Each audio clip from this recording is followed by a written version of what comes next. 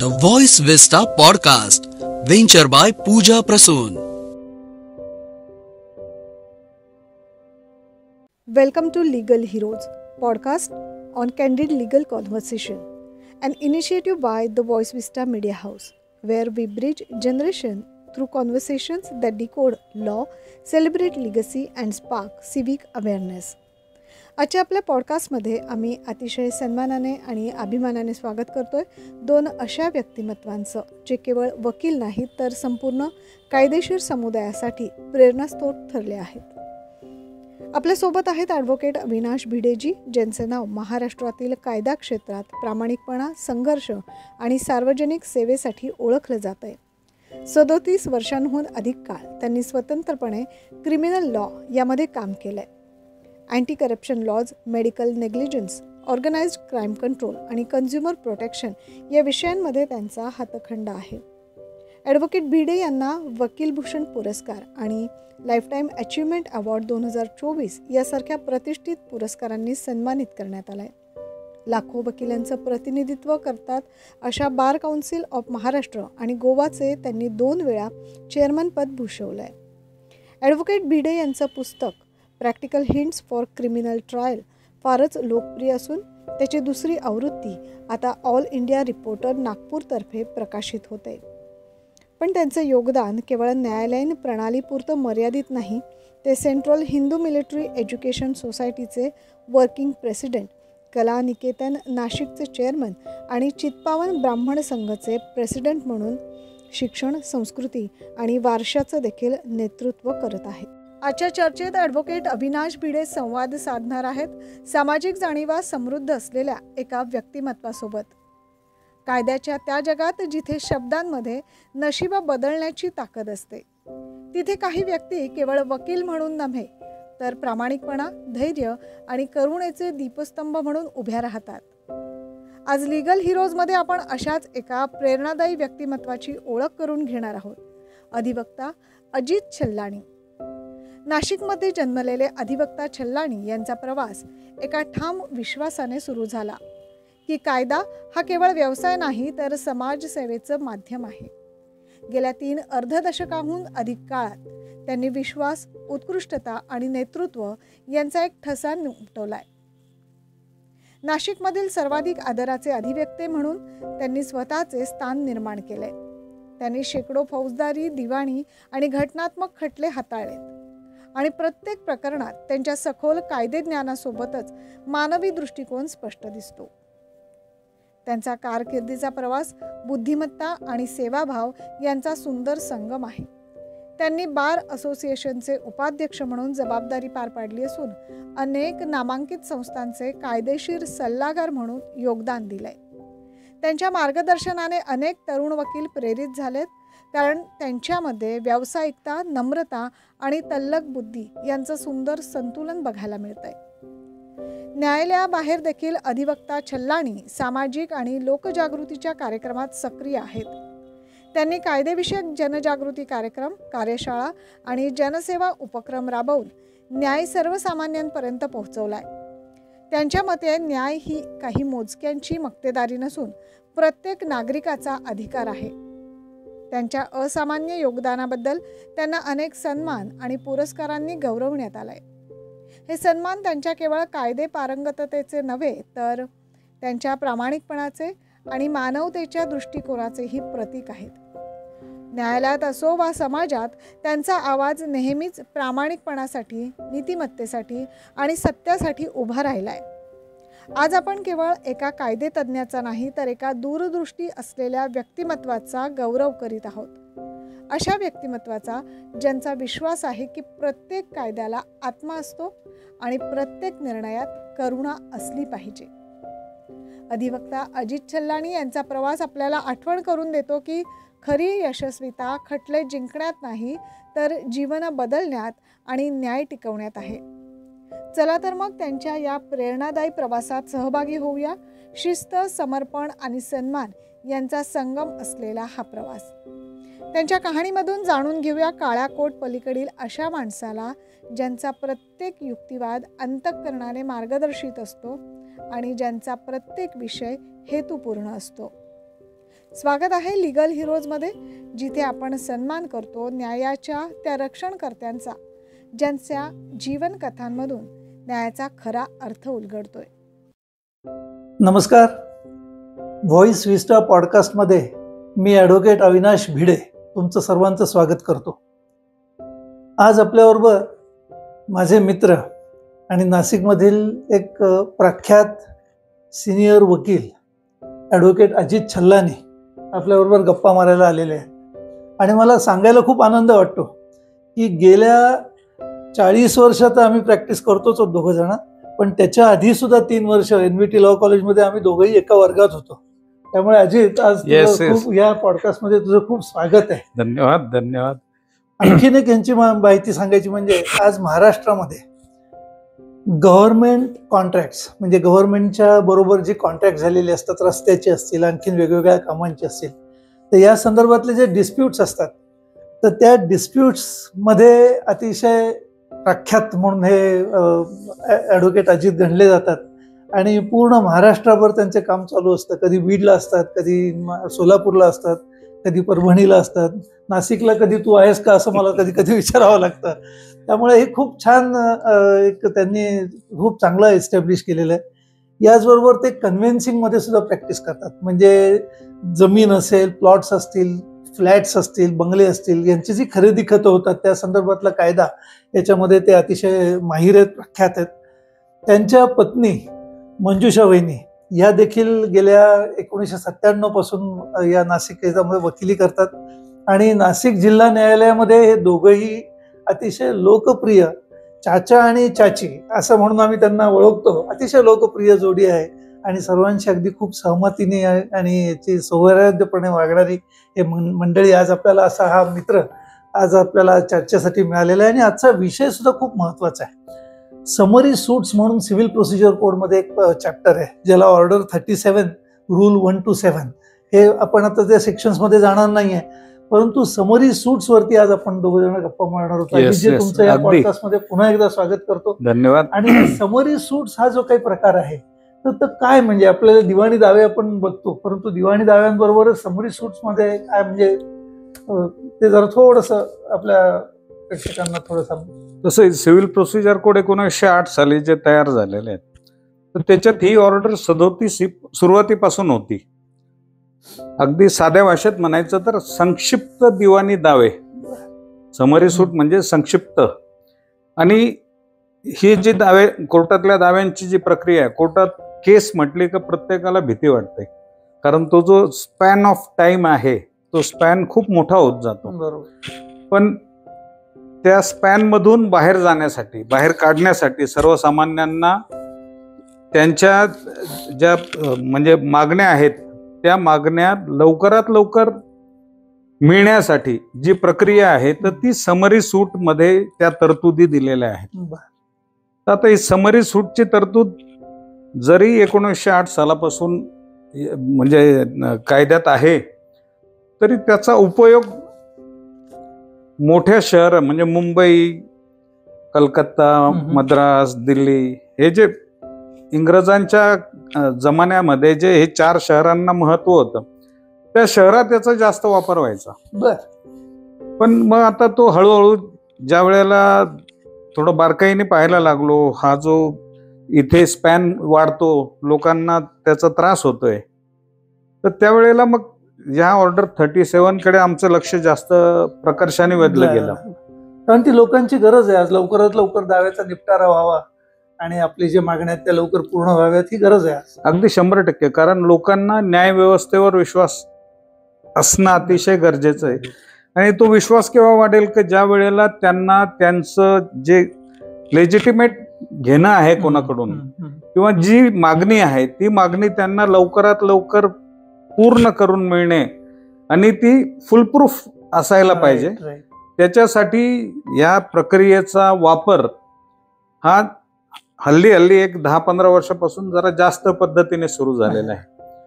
आजही बऱ्याच ठिकाणी ऑर्डर म्हणजे या समरी सूट्सचा वापर होत नाही. खूप वेळा आम्ही ज्या ज्या ठिकाणी जातो, जिथे काही कारणांनी चर्चा होतात, म्हणजे वकील संघात जातो, त्यावेळेला वकिलांबरोबर गप्पा मारत असताना त्यांना आपण ह्या समरी सूटच्या बद्दल काही याचा अवलंब करा. चेक्स आता सर्वसामान्यांच्यासाठी हा चेकचा वापर खूप आहे. प्रत्येकाला आपल्या देण्या घेण्याच्यासाठी चेकचा वापर होतो. मग चेक देऊन काही लोक चेक देतात, जाणून बुजून चेक देतात, तो चेक डिसऑनर झाला, म्हणजे तो वटला नाही. तर मग त्याच्यासाठी जी निगोशिएबल इन्स्ट्रुमेंट्स ऍक्ट आहे त्याच्यामध्ये जी 138 कलम 138 प्रमाणे जी प्रक्रिया आहे त्या प्रक्रियेत त्यांनी नोटीस देणे, त्या नोटीस नंतर त्याला जी मुदत आहे त्या मुदतीत सामनेवाल्याने जर पैसे नाही दिलेत तर मग 30 दिवसानंतर केस दाखल करणे. मग ती केस दाखल केल्यानंतर तो जो मग त्याच्यात पोलीस यंत्रणेचा सहभाग येतो, कारण मग त्याची बजावणी जी आहे ती पोलीस यंत्रणेमार्फत व्हायची असते. आणि मग ती होत असताना जो विलंब होतो मग त्याच्यामुळे मग ते जे केस करणार आहेत तोच म्हणजे आता जो 138चा विषय घेतला निगोशिएबल इन्स्ट्रुमेंट ऍक्ट खालचा, येस त्यातला मेन पर्पज जे आहे की लवकरात लवकर केसेसचा निपटारा व्हावा आणि चेक मधून दिलेली जी अमाऊंट थांबलेली आहे कुठेतरी ती बाजारामध्ये फिरती राहावी, जेणेकरून सगळ्यांना त्याचा फायदा होईल. पण तो पर्पज सर होत नाही, 138 मध्ये दिसत नाही सर. म्हणजे अगदी माझ्याकडे जर कोणताही क्लायंट म्हणजे त्याचा चेक डिसऑनर झालेला आहे आणि त्याच्यासाठी तो आला तर ती 138ची जी नोटीस आहे ती नोटीस देतानाच मी त्याला सांगत असतो की ही नोटीस आपण दिलेली आहे, ही मॅन्डेटरी आहे. पण माझा जर सल्ला विचारणार तर मी तुम्हाला 138ची केस दाखल करा असं सांगणार नाही. त्याच्याऐवजी हा ऑर्डर 37चा जो पर्याय आहे म्हणजे समरी सूट्सचा, तर हा पर्याय सर्वात चांगला आहे.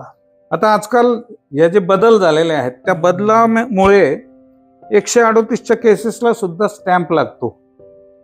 म्हणजे जी रक्कम आहे चेकची त्या चेकच्या रकमेप्रमाणे त्याला स्टॅम्प लागत असतो. आणि समरी सूटमध्ये म्हणजे जी दिवाणी न्याय प्रक्रिया आहे त्याच्यात तुम्हाला केस दाखल करायची आहे तर तुमची जी रक्कम तुम्हाला दाव्याची रक्कम जी असणार आहे त्या रकमेवर तुम्हाला स्टॅम्पची आकारणी होते. म्हणजे पहिले 200 रुपयाच्या स्टॅम्पवर 138ची केस दाखल व्हायची, पण आता तिकडे पण स्टॅम्प लागायला लागला. म्हणजे अमाऊंट वरती येस, तो अमाऊंट तिकडे गव्हर्नमेंटने एक रेव्हेन्यू जनरेट करण्याचं एक साधन अगदी. पण मग म्हणजे आम्हाला ते समजावून सांगताना सोपं वाटतं का बाबा तिकडे पण स्टॅम्प लागणार आहे, इकडे पण स्टॅम्प आहे. आणि ही प्रक्रिया अतिशय सुलभ आहे आणि जलद आहे. मगाशी आपण दिवाणी प्रक्रिया संहिताचा उल्लेख केला. आता दिवाणी कोर्टांमध्ये जे दावे दाखल होतात ते दावे आणि त्या दिवाणी प्रक्रियेमधला 37 रूल जो आपण समरी सूट म्हणतोय हा दावा, याच्यामध्ये काय फरक आहे मग आता? म्हणजे ते कोणत्या कोणत्या कारणांसाठी वापरले पाहिजे? दिवाणी समरी सूट कोणत्या कारणांसाठी वापरला? आता समरी सूट तुम्हाला दाखल करताना तुमचं एखादा म्हणजे bill of exchange, promissory note, हुंडी, आता चेक जो आहे तो बिल ऑफ एक्सचेंज आहे त्याच्यामुळे चेकही त्याच्यातच आलेला आहे, निगोशिएबल इन्स्ट्रुमेंट. किंवा तुमचा एखादा करार झालेला आहे त्या करारामध्ये तुमचं देणं घेणं निश्चित आहे, ऍडमिटेड अकाउंट्स आहेत, निश्चित झालेले अकाउंट्स आहेत. तर हे जे प्रकार आहेत या प्रकारातल्या केसेस असल्या तर तुम्हाला ह्या समरी सूटचा तुम्हाला पर्याय अतिशय चांगला आहे आणि त्याचा वापर करून तुम्ही समरी सूट दाखल करू शकतात कोर्टात. म्हणजे अगदी थोडक्यात सांगायचं झालं सामान्य लोकांना समजायला तर ज्या ठिकाणी माझी जी वसुली आहे ती जर फिक्स्ड अमाऊंट असेल निश्चित स्वरूपात किंवा 400 रुपये त्याच्यापेक्षा जास्त नाही कमी नाही, मग त्याच्यामध्ये समरी सूट वापरता येईल. समरी सूट मध्ये फिक्स झालेली नसते, ती कोर्टावरती डिपेंड असते. मग त्या ठिकाणी त्याच्यात जिथे पुरावा घेण्याची गरज आहे, पुरावा घेऊन तुम्हाला तुमचा क्लेम प्रूव्ह करायचा आहे तर त्यावेळेला मग तुम्हाला रेग्युलर जो म्हणजे 5 लाखापर्यंत रेग्युलर सिव्हिल सूट आहे, 5 लाखाच्या वरती स्पेशल सिव्हिल सूट आहे. म्हणजे स्पेशल दिवाणी मुकदमा, रेग्युलर दिवाणी मुकदमा असे आपले 2 प्रकार आहेत. ते स्मॉल कॉजेस सूट्स पण आहेत, ते छोट्या रकमेचे होते, पण हे 2 महत्वाचे मुख्य आहेत ते. आणि त्याला पर्याय म्हणजे मग ह्या ज्या निश्चित झालेल्या बाबी आहेत, जे अकाउंट्स आहेत निश्चित झालेले, म्हणजे मला तुमच्याकडून काही घेणं आहे आणि तुम्ही ते अकाउंट्स आपण एकमेकांनी करून त्या अकाउंट्सला तुम्ही मान्यता दिलेली आहे किंवा तुम्ही एक्सेप्ट केलेलं आहे की येस आपलं घेणं देणं जे आहे ते या इतक्या रकमेचं आहे ते निश्चित झालेलं आहे. आणि मग त्यानंतर त्या रकमेच्या वसुलीसाठी जर मला न्याय प्रक्रिया करावी लागली तर मी त्यावेळेला समरी सूटचा पर्याय अतिशय चांगल्या पद्धतीने घेऊ शकतो. अरे वा. पण मग आता समरी सूट दाखल करताना काय काय काळजी घेतली पाहिजे? म्हणजे आता मी वादी आहे, मला काहीतरी दावा दाखल करायचा आहे, माझ्या कोणाकडनं जरी काहीतरी पैसे वसूल करायचे, तर मी जर दाखल करायचं असेल समरी सूट तर काय स्टेप्स मी घेतल्या पाहिजेत? काय म्हणजे आता समरी सूट मध्ये मी जे हे प्रकार सांगितले का आपले ऍडमिटेड अकाउंट, कॉन्ट्रॅक्ट, त्याच्यानंतर हे बिल ऑफ एक्सचेंज, हुंडी, चेक्स, ह्या ज्या सगळ्या गोष्टी आहेत ते या बाबींच्या बेसिसवर मला सूट दाखल करायचं आहे. तर मग या ऑर्डर 37 म्हणजे जी दिवाणी प्रोव्हिजन आहे जी म्हणजे आता तसं म्हणायला गेलं तर ऑर्डर 37 हा संपूर्ण कायदा आहे. म्हणजे अगदी येस मध्ये पूर्ण कायदा आहे. म्हणजे तुम्ही दावा दाखल केल्यापासून तर तुमच्या निकालापर्यंत ज्या ज्या गोष्टींची तुम्हाला तरतूद पाहिजे ती सर्व त्याच्यात दिलेली आहे. आणि त्याचा सगळ्यात मोठा फायदा असा आहे की ती संक्षिप्ततेने ती करायची आहे. आता मला जर एक समरी सूट दाखल करायचं आहे तर त्याचा म्हणजे त्या 37 मध्ये ज्या तरतुदी आहेत त्याच्याप्रमाणे मला तो दाव्याचा नंबर, त्याच्या खाली हा दावा मी ऑर्डर 37च्या प्रक्रियेत दाखल केलेला आहे असं मला स्पष्टपणे नमूद करणं गरजेचं आहे. ते म्हटलं नाही तर मग तो रेग्युलर सूट तो मला एक तो म्हणजे आपण असं म्हणू नका आपल्याला तो एक मायनस पॉइंट होतो तो आपला. मग त्याच्यानंतर तुम्ही कोणत्या कोर्टात दाखल करताय, वादीचं नाव, प्रतिवादीचं नाव, तुमची जी रक्कम घेणं आहे ती, आणि मग तुमच्या दाव्याचे रिसायटल्स असतात. आणि त्याच्यात आणखीन एक काळजीपूर्वक घ्यायची की ह्या जी ऑर्डर 37 आहे या ऑर्डर 37च्या परव्ह्यूच्या बाहेर म्हणजे याच्या जी त्यांनी कक्षा सांगितलेली आहे त्या कक्षेच्या बाहेर मी कोणतीही मागणी केलेली नाही ही स्पष्टपणे त्याच्यात नमूद करणं अतिशय आवश्यक आहे. मोठी जबाबदारी आहे. एकदम मला जी केलेली मागणी आहे ती मला त्या चौकटीतच करायची, त्या चौकटीच्या बाहेरची कोणतीच मागणी याच्यात केलेली नाही. दुसरी कुठली प्लीडिंग्स त्याला करता येणार नाही. म्हणजे ते करायची नाही. आणि नाही तसं आपण जसं प्रत्येक प्लीडिंगला खाली व्हेरिफिकेशन असतं तर तसं ते हे व्हेरीफाय करतोय आपण, जो वादी आहे तो व्हेरीफाय करतोय की मी या दाव्यामध्ये केलेल्या मागण्या या चौकटीच्या बाहेरच्या मागण्या नाहीत, त्या सर्व त्या 37च्या चौकटीतच आहे. रिक्वायरमेंट प्रमाणे हे मला तिथं म्हणणं मॅन्डेटरी आहे. आणि अशा पद्धतीने मी मग त्याला जो दाव्याला लागणारा स्टॅम्प आहे तो स्टॅम्प घेतो, तो दावा तयार करतो. त्याच्यासोबत मला जी ज्या कागदपत्रांच्या बेसिसवर मी तो क्लेम करतो आहे, मी दावा करतो आहे, त्या सर्व कागदपत्रांच्या प्रती, परत जितके प्रतिवादी असतील तितक्या प्रतिवादींसाठी तेवढे सेट, दाव्याच्या तेवढ्या प्रती, या सगळ्या गोष्टी त्याच्यासोबत जोडून म्हणजे कायद्याप्रमाणे माझे पत्ता यादी देणे, वकीलपत्र देणे, लिस्ट ऑफ डॉक्युमेंट्स देणे, या सगळ्या गोष्टींची पूर्तता करून मला हा दावा दाखल करता येतो. पण सगळ्यात महत्वाचं की या दोन गोष्टींचा उल्लेख त्याच्यात असणं गरजेचं आहे. तर ती या तरतुदी खाली आहे आणि या तरतुदीच्या चौकटी बाहेरची कोणतीही मागणी केलेली नाही.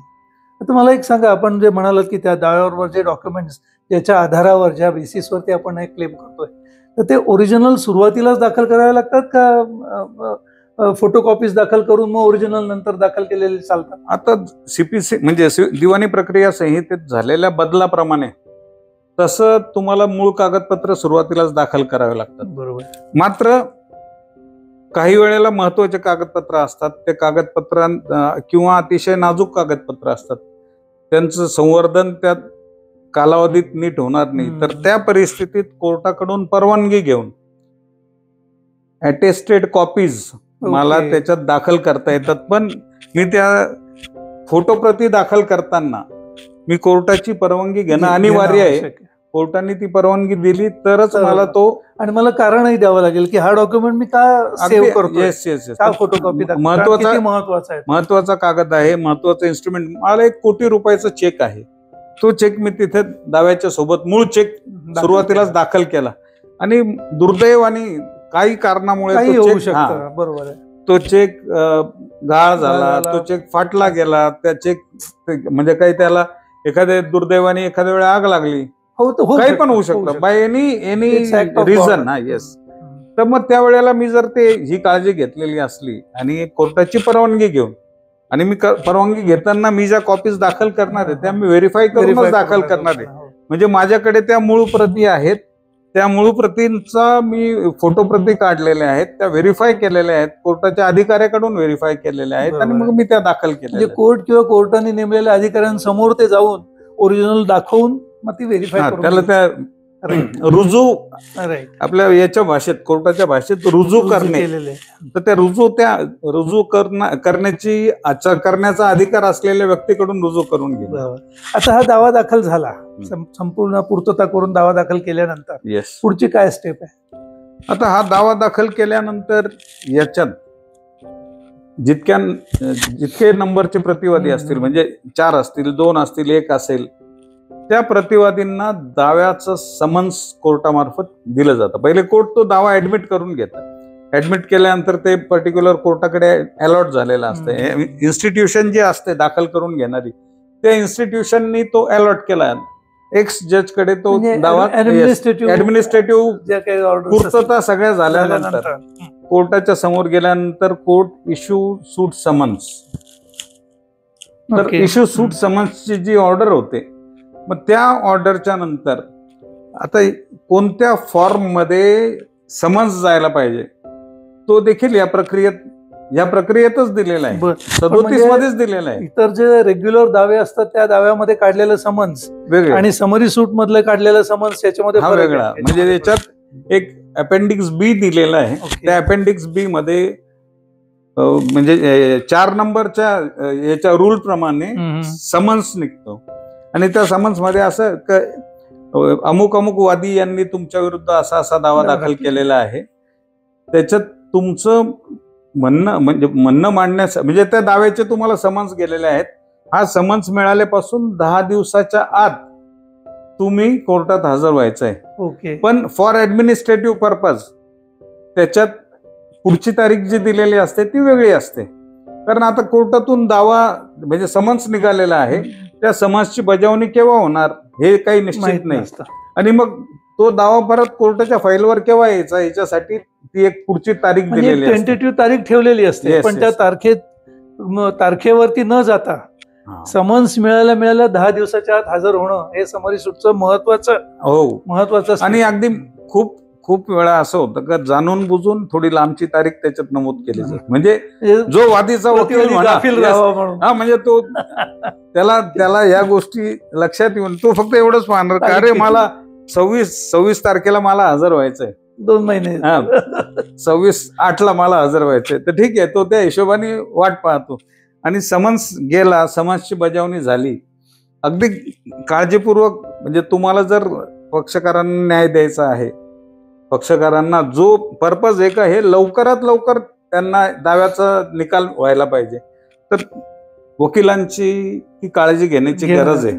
त्या समन्स लवकर काढून घेणे, त्या समन्सची बजावणी करून घेणे आणि त्या बजावणीनंतर तो रिपोर्ट कोर्टात येणे. ज्या दिवशी बजावणी होणार आहे त्या दिवसापासून प्रतिवादीने 10 दिवसाच्या आत त्यांचं अपीअरन्स कोर्टात द्यायचंय. आयदर स्वतःहून हजर होऊ शकतात, त्याच्यासोबत त्यांची पत्ता यादी द्यायची आहे, म्हणजे वादीने दाव्यात लिहिलेला आहे पत्ता, मात्र तो हजर होताना त्यांनी पत्ता यादी देणे हे अनिवार्य आहे.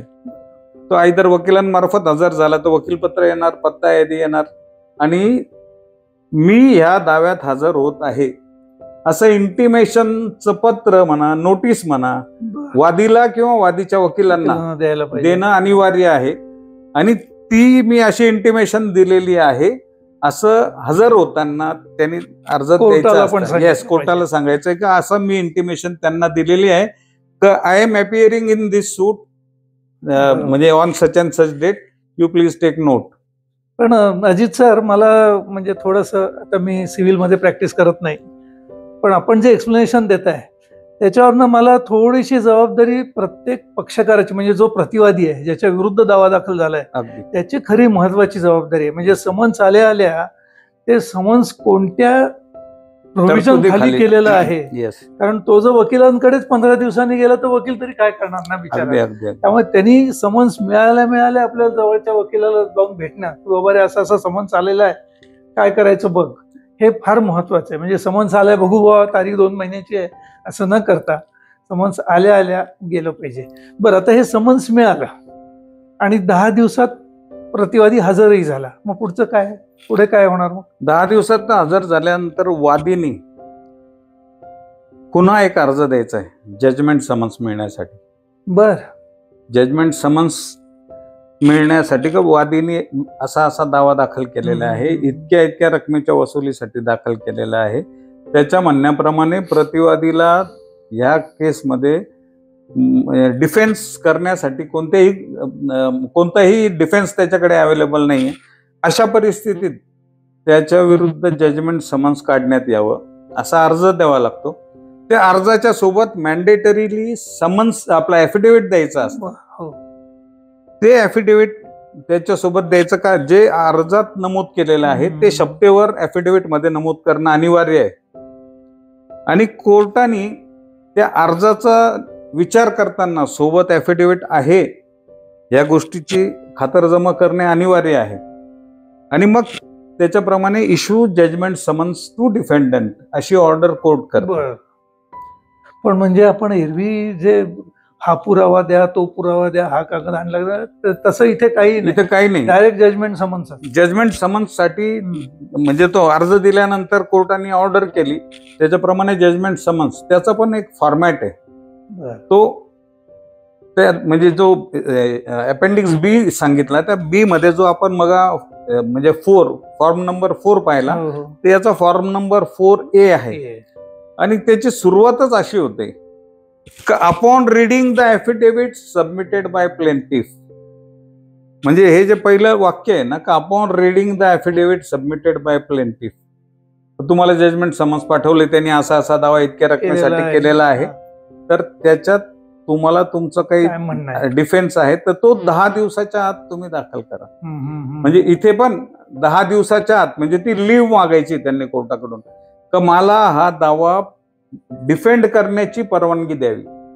तर तो जो कालावधी आहे तो देखील 10 दिवसाचा दिलेला आहे. म्हणजे जर समन्स सर्व्हिसचा टाइम सोडून दिला, येस, एकदा समन्स सर्व झालं प्रतिवादीवरती, येस, की एखाद वेळेस पुढच्या 1 महिन्याच्या आत दाव्याचा निकाल लागू पण शकतो. अगदी तुम्ही काळजीपूर्वक मागे लागलात, म्हणजे वादीचे वकील काळजीपूर्वक मागे लागले, कोर्टाला या सगळ्या बाबी समजावून सांगितल्या का असं हे समन्स पाठवलं, त्याचा रिपोर्ट आलेला आहे.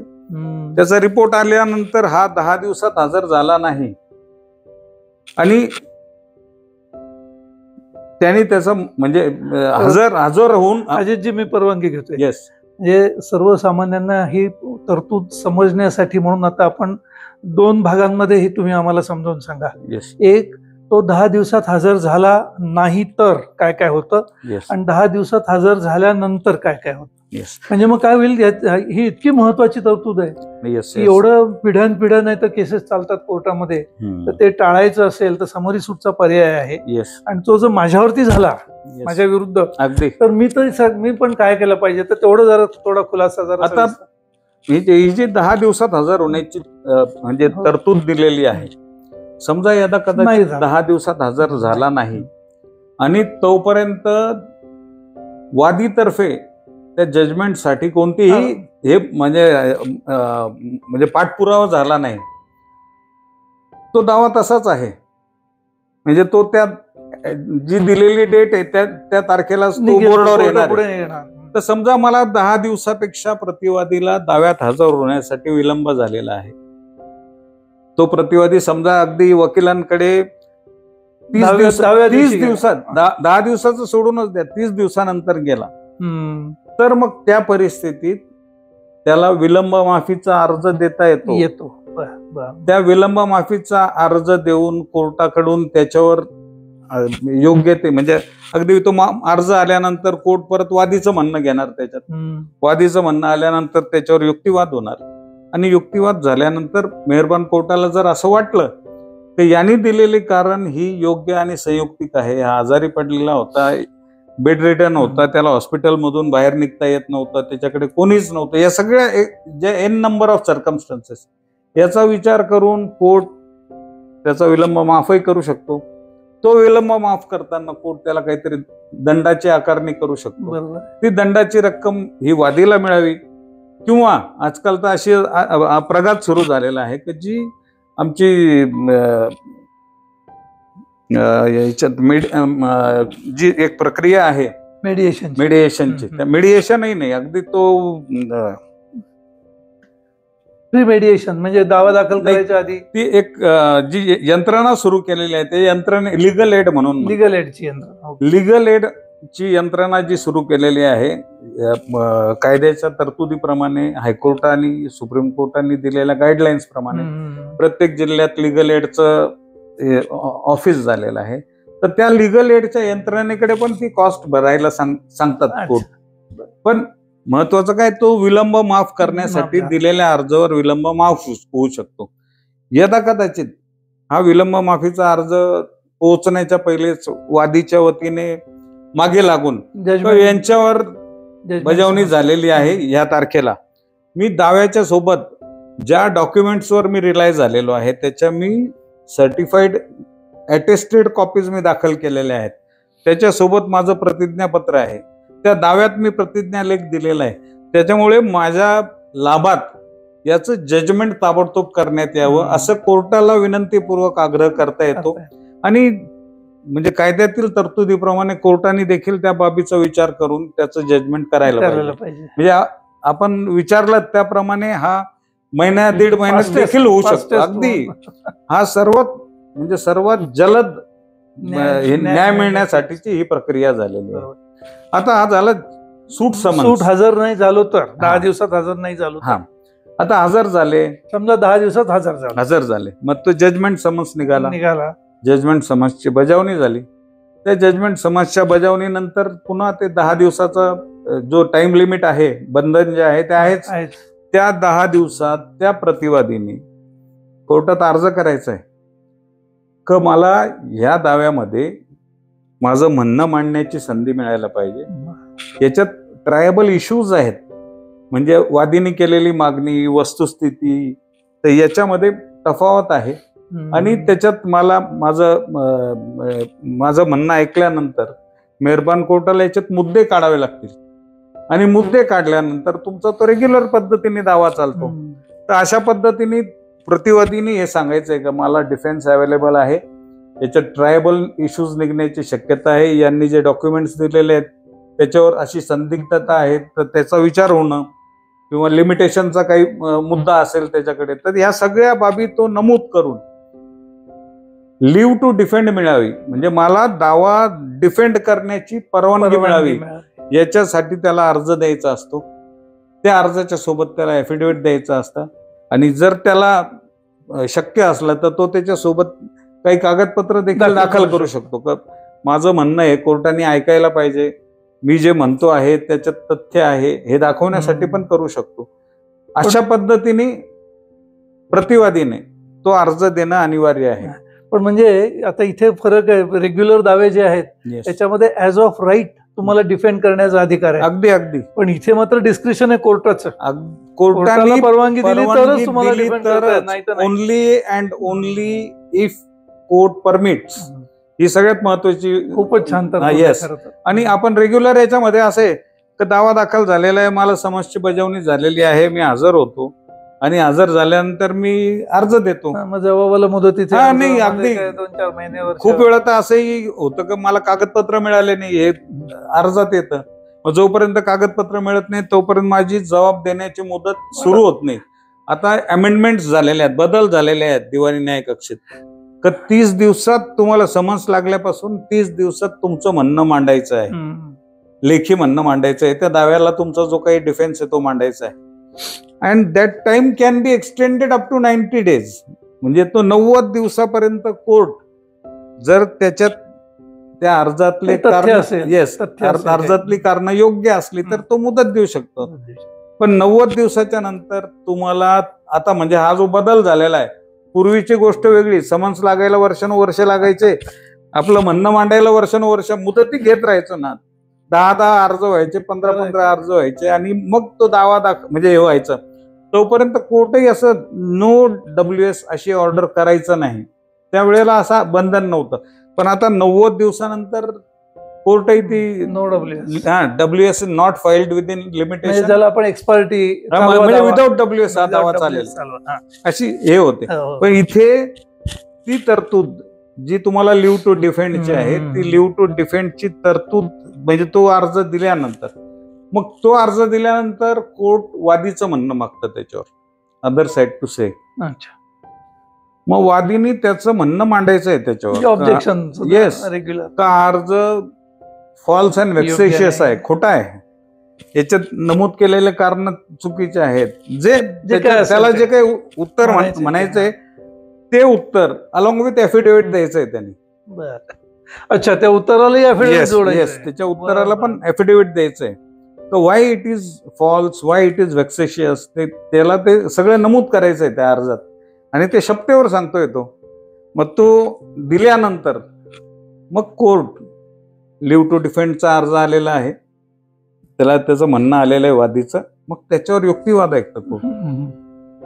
मग ती जी डिफेंड करण्याची मागणी केलेली आहे, मग ती मागणी ग्रँट करायची, काही कंडिशन पार्टली अलाउ करायची, काही कंडिशन्स इम्पोज करायच्या, तर ती रिजेक्ट करायची. या सगळ्या गोष्टी म्हणजे कोर्टाने डिसाईड करायच्या आहे. मग कोर्टाने त्यांचं जे हे डिस्क्रिशन आहे ते डिस्क्रिशन म्हणजे वापरताना खूप काळजी घेणं आवश्यक आहे, अपेक्षित आहे, आवश्यकही आहे आणि अपेक्षित तर आहेच. पण अनफॉर्च्युनेटली काही काही वेळेला थोडस स्किपही होतं. पण हे अपेक्षित आहे का ते तुम्हाला लिव्ह ग्रांट करताना सगळ्या गोष्टींचा विचार करायचा आहे. अगदी मी चेक डिसऑनर झालेल्या चेकच्या बद्दल किंवा एखादा बिल ऑफ एक्सचेंज आहे का, त्या बिल ऑफ एक्सचेंज मध्ये अमाऊंट म्हणजे फिक्स झालेली आहे, अकाउंट्स ऍडमिट केलेले आहेत, आणि त्याच्या बेसिसवर मी जर दावा दाखल केलेला आहे वादीनी, तर मग त्याच्यात कोर्टाने जर चेक दिलेला आहे, निगोशिएबल इन्स्ट्रुमेंट आहे, कोणताही निगोशिएबल इन्स्ट्रुमेंट जो दिलेला आहे तो फॉर व्हॅल्यू रिसिव्ड आहे असं कायद्यात असं गृहीतक आहे, ते तसंच गृहीत धरलं जाणार. मग ते जर चेकच्या बेसिसवर हा दावा दाखल केलेला आहे, तर त्या दाव्यात लिव्ह ग्रांट करताना कोर्ट विचारात घेतं की वादीला प्रतिवादीने दिलेला चेक हा एक्स रकमेचा आहे, तर ती रक्कम तो देणं लागतो, हे सकृत दर्शनी ते कोर्टाला हे करावं लागतं. आणि मग कोर्ट त्यावेळेला ऑर्डर करतं की तुम्हाला लिव्ह दाव्यात तुमचं म्हणणं मांडण्याची संधी देता येईल, प्रोव्हाइडेड तुम्ही 30 दिवसाच्या आत किंवा एक्स जो काही टाइम दिलेला आहे त्या पिरियडमध्ये ही चेकची रक्कम तुम्ही कोर्टात जमा करावी. ती रक्कम त्या पिरियडमध्ये जमा करणं म्हणजे कंडिशनल ऑर्डर. आम्ही परवानगी देतो पण डिफेंड करण्याची, पण तुम्ही या मुदतीमध्ये एवढे पैसे तुम्ही जमा करा किंवा व्हॉट एव्हर अगदी. आणि मग ती रक्कम जमा केल्यानंतर मग त्याला त्याचं म्हणणं मांडण्याची संधी मिळते. मग ते जमा झाल्यानंतर म्हणजे ती पूर्तता झाल्यानंतर त्याला साधारण 30 दिवसाचा पिरियड दिला जातो. त्या 30 दिवसात म्हणजे जी पहिली ऑर्डर कोर्ट त्याच्यानंतर करते की defendant is allowed to file his return statement, म्हणजे प्रतिवादीला त्याचं म्हणणं लेखी म्हणणं दाखल करायला परवानगी दिलेली आहे. ती साधारण 30 दिवसाची मुदत दिली जाते. त्या मुदतीत त्यांनी त्यांचं म्हणणं मांडायचं. WS रेकॉर्डवर येते, म्हणजे तुमचा दावा आहे, कैफियत आली. मग दावा आणि कैफियत आल्यानंतर मग पुढे कोर्टाने त्या दावा कोणत्या मुद्द्यांवर चालायचा आहे ते मुद्दे काढायचे. म्हणजे मग ती रेग्युलर केसमध्ये ते कन्वर्ट होते. आणि मग ती म्हणजे हा झाला एक प्रकार. If leave is granted conditionally. खूप वेळा दाव्यातली मागणी एक्स रकमेची आहे आणि त्याच्यातली ऍडमिटेड अमाऊंट छोटी आहे, कमी आहे, तर अशा वेळेला कोर्ट ते पण म्हणतं की तुम्हाला ही ऍडमिटेड अमाऊंट आहे ती तुम्ही डिपॉझिट करा.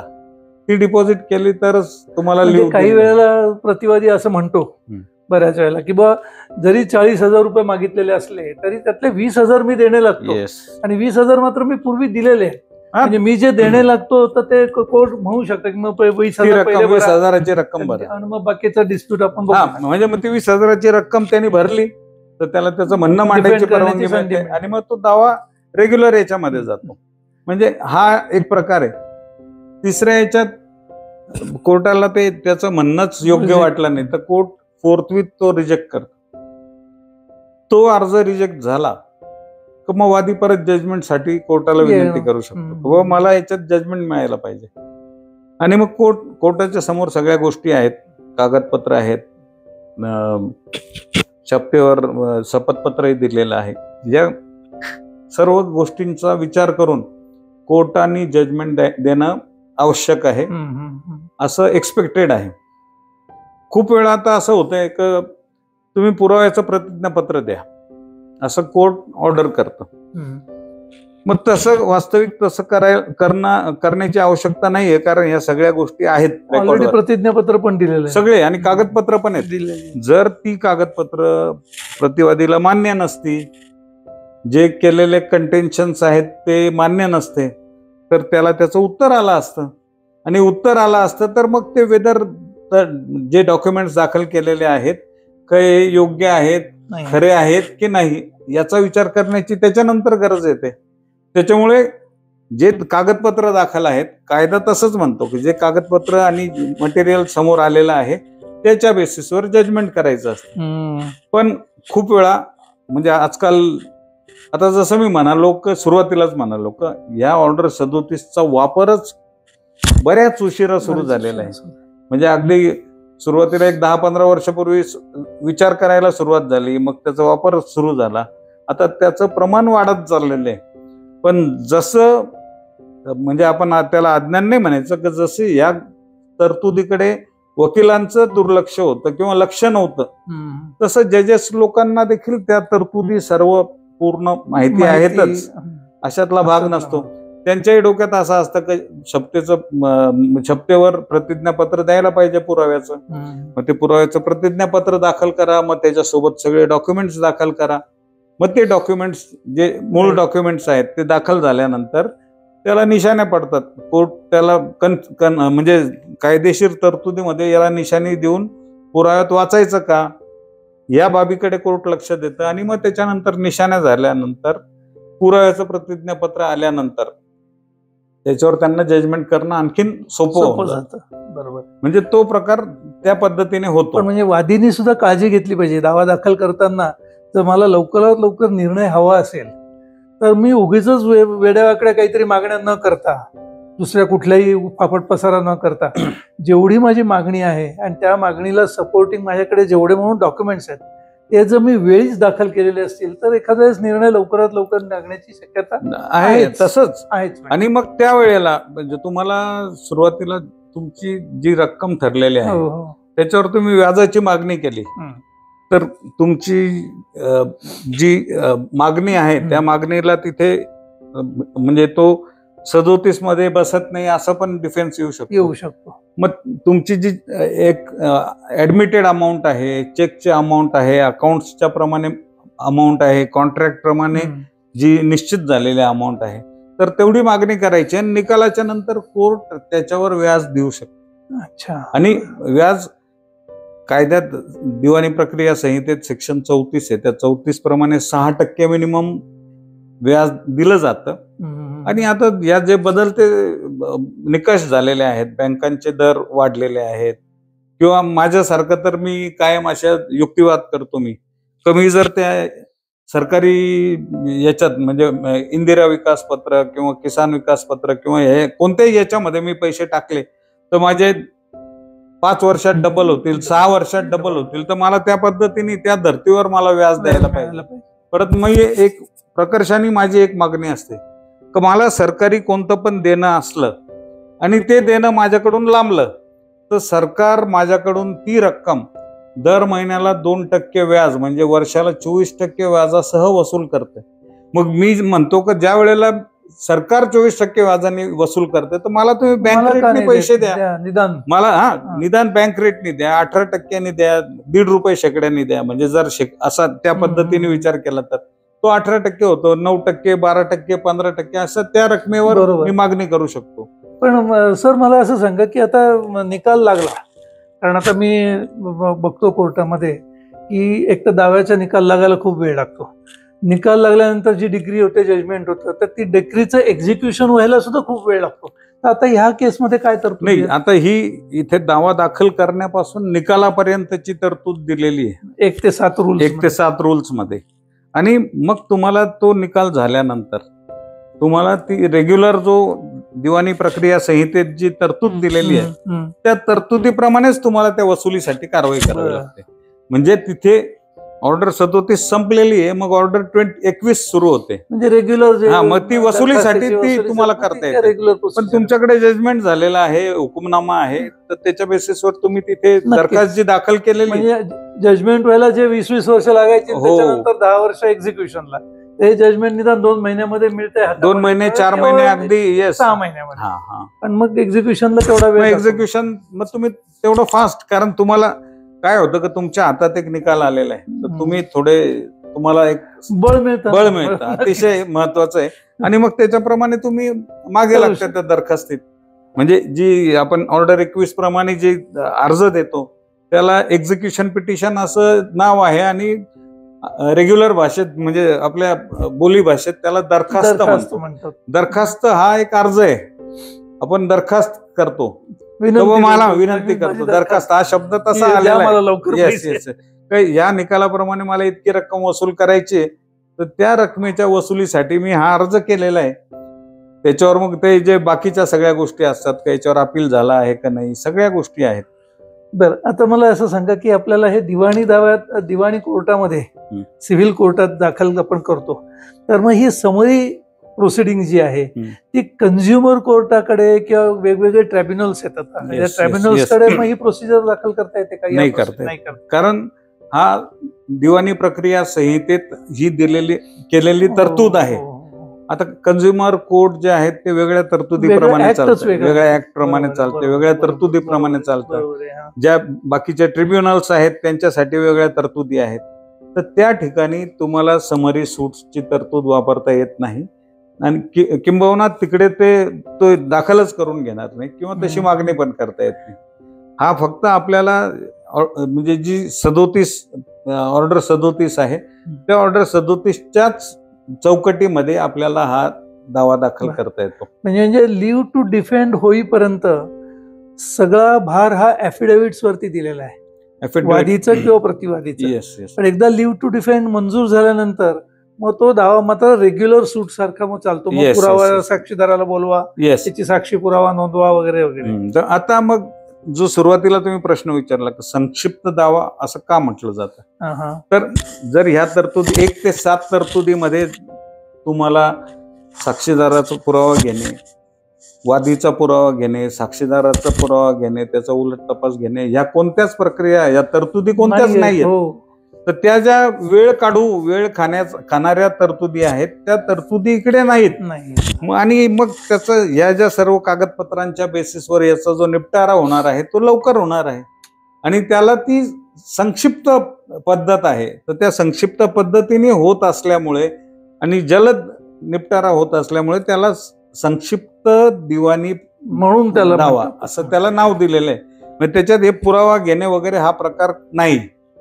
आता आम्ही बार काउन्सिलच्या याच्यामध्ये जो अभ्यास करतो बऱ्याच वेळेला, पेंडन्सी जी आहे भरपूर कोर्टामध्ये, तर तेव्हा असं लक्षात येतं की बरेचसे दावे, म्हणजे जर आपण 100 दावे म्हटले तर त्यातले कमीत कमी 55 ते 60% दावे हे गव्हर्नमेंटच्या विरुद्धच असतात. आणि ते वर्षानुवर्ष तिथे पडलेले असतात.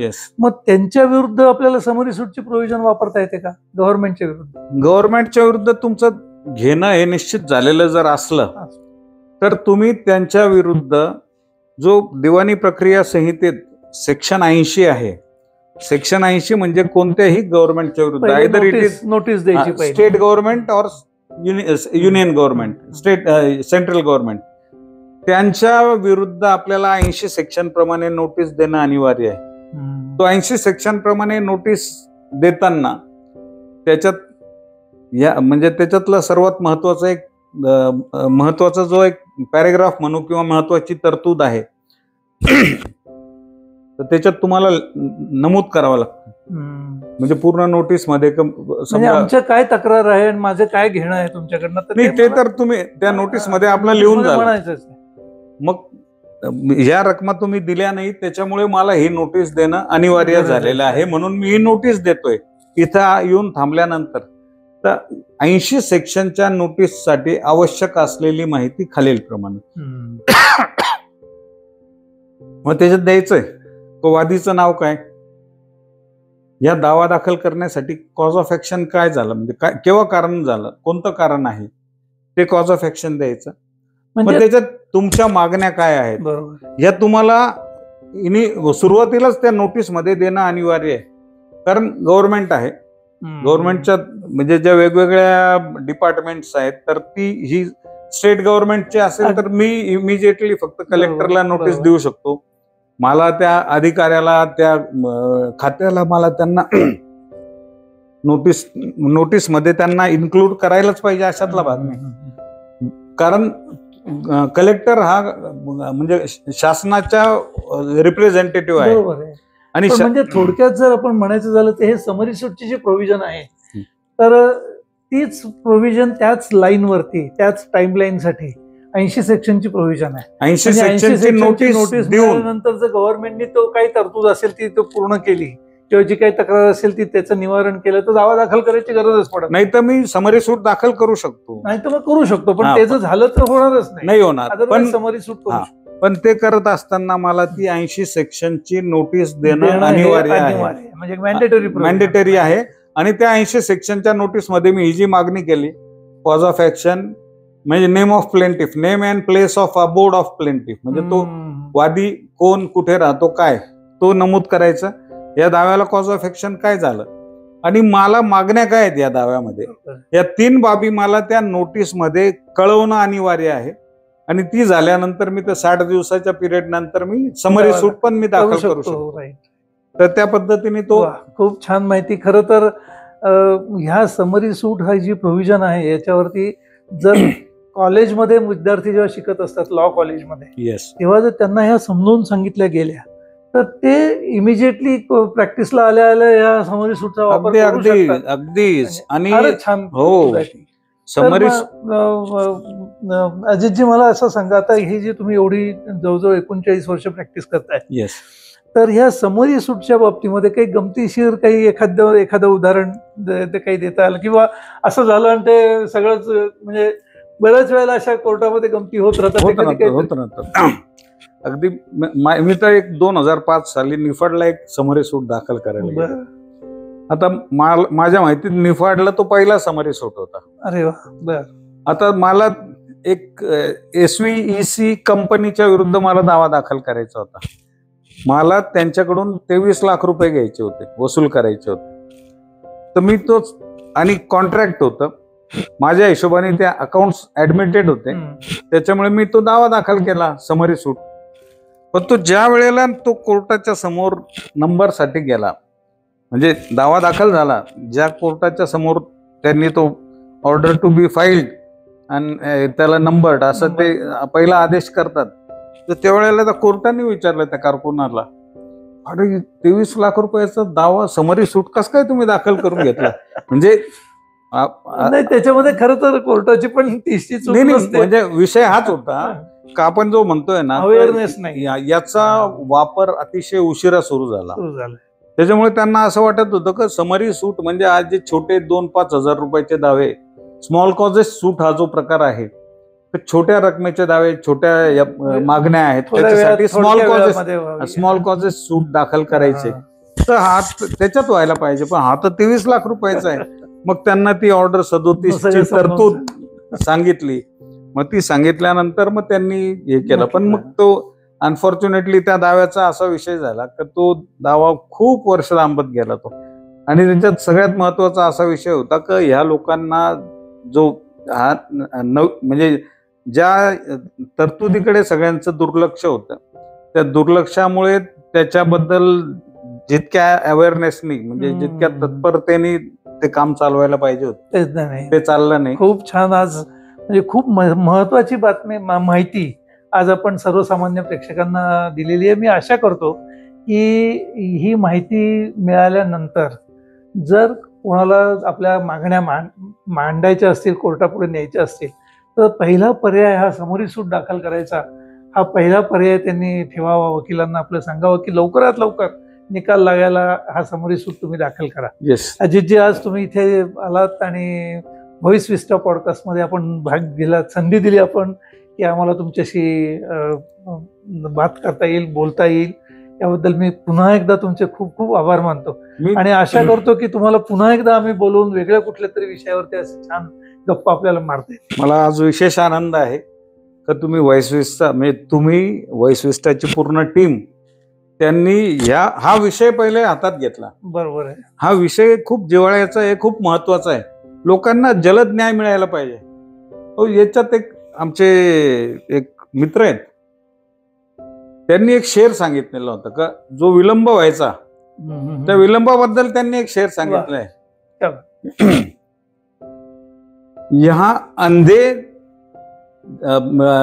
अंधे देते दलाली, म्हणजे जी जबानी द्यायची असते दलील, अंधे पेश करते है दलील, बेहरे सुनते है दलील.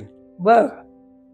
यहाँ गुंडों का है दबदबा, यानी जो झूठे हैं उनका दबदबा है और सच्चे होते हैं जलील. तर हा जो विलंब व्हायचा त्या विलंबामुळे म्हणजे हा जो शेर तयार झालेला आहे, आमचे एक मित्र आहेत इनामदार, तर तो शेर आणि त्या शेर मध्ये जे त्यांनी मांडलेलं आहे त्याचा अर्थ असा होता का विलंब हा टाळायला पाहिजे आणि त्याच्यासाठी या तरतुदीचा उपयोग व्हायला पाहिजे. सर, धन्यवाद. आपणही मला बोलवलं, मला माझं म्हणणं मांडण्याची संधी दिली, त्याच्याबद्दल मी पण तुमच्या सर्वांचे खूप खूप आभार मानतो. Thank you for tuning into the voice vista podcast. आप और भी इंटरेस्टिंग शो सुन सकते हैं thevoicevista.in पर. ये शो कॉन्सेप्चुअलाइज किया है पूजा प्रसून ने, प्रोड्यूस किया है द वॉइस विस्टा ने. गेस्ट कोऑर्डिनेशन में हमारे साथ रही सुनीता जी चौहान. डिजाइन किया है टीम क्रिएटर्स डेन ने. साथ ही एडिटिंग और प्रोडक्शन के लिए धन्यवाद टीम लर्निंग बी को. प्रोमो वॉइस दिया है राहुल ढोले ने. लाइक, फॉलो और सब्सक्राइब करना ना भूलें.